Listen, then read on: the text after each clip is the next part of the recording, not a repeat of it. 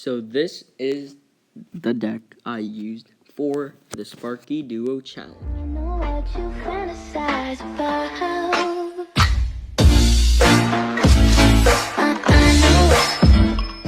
You guys are having a fantastic day, and today I'll be showing you two cards that I use in the Sparky Duo Challenge. This video was suggested by one of my friends because unfortunately he could not beat the challenge and he wanted everyone to know why. And actually people that do want the Sparky and still doesn't have it, now I am here to give you the two perfect cards that will get you through the challenge and counter all the Sparky pushes. So basically what we are going to do right now is we are going to go into our activity log, and let's say this replay. Let's just wait for this to load in. Hopefully it does. Alright. So when the Sparky challenge kicks off, two Sparkies will spawn at either the left or right Princess Towers. And from there on you can, customize your deck and then start pushing.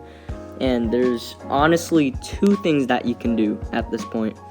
The first is you put a support troop at the back or at the front of the Sparky to, support the push and then possibly destroy one of the Princess Towers.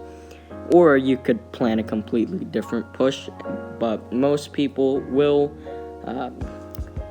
place down a support troop. So what happens here, right? So a lot of people say that you could use, fireball, arrows, air troops, mainly air troops, because Sparkies can't hit air troops, right? But there's a much more efficient way of doing it, because if you put down air troops, you might get arrowed, you might get fireballed. There's a lot of things that can counter air troops.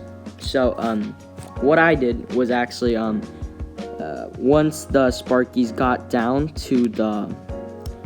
got close enough to the Princess Tower, I rocketed. And since the rocket's radius is pretty small, you do have to plan it and predict it a little bit, but it's okay, because if you get the timing right, it's gonna get it every time. And there we go, the Sparkies are destroyed now. Unfortunately, he did start a different push, and I really didn't have the elixir to do that, and that's where I wanted to talk about the risk of using the rocket. So I would suggest getting low elixir cards so you can rotate back to the rocket in time, but I would also get, let's say, a lumberjack, because if they do plan a separate push and it's like a giant or a royal giant or a golem or a P.E.K.K.A., you could use a lumberjack because it does deal a nice amount of damage even though it costs 4 elixir. And if you don't have it, you can use other, little troops. But as I said, this is a gamble, so, it's not like you're going to get 100% of the time. But for me, I was lucky enough for it to work 100% of the time. So what I did, you don't really have to pay attention to most of the, and actually I did put down a giant skeleton right there, and I didn't really see the minions coming. And somehow my Sparky push got stopped, unfortunately, but it's okay, because after the first rocket I knew that, and this is actually pretty fun, because as you can see, once they place down the Sparky, I will have to rocket too, right? But then they place down a witch, so I was like, what a good idea will it be if I tornadoed everything in, because since the rocket has such a small radius, if I do the tornado and I suck them in, so they will temporarily get stuck there, the rocket would destroy everything. And that's almost like an equal elixir trait, And because of that, that's a pretty nice counter. I did place down a baby dragon this time instead of a giant skeleton, because I learned from my mistakes. And what happened, and because of, that, thank God that those Sparkies being stopped, I was able to take down that Princess Tower. And basically everything just loops itself. once the Sparkies spawn, you can. Oh, I kind of missed the minions there because I didn't get the timing right for the tornado, but I did manage to break both of the Sparkies, so it's all good. And now we have Sparkies because they don't have rockets to stop us. And they do have air troops, but I had a magic archer and a baby dragon to stop that. And because of that, our Sparky push succeeded. And they didn't have anything to defend it. They didn't have their own Sparky to defend that. And, you know, we got the Princess Tower.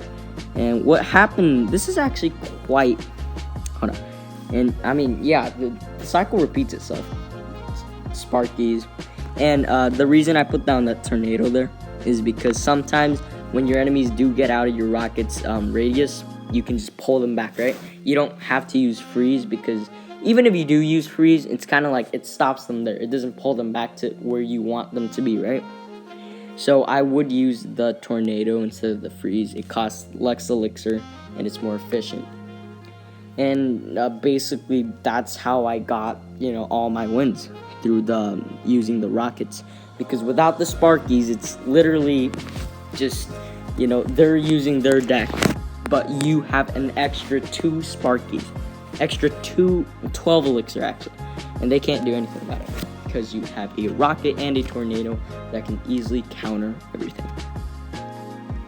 And yeah, that was basically how I got all 9 wins and how I managed to get the Sparky card.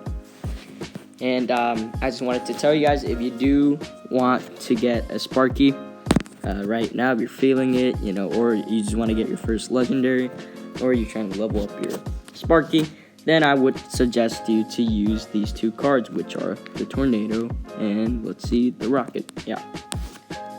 Hope you guys enjoyed the video, and I will see you guys when you get the Sparky.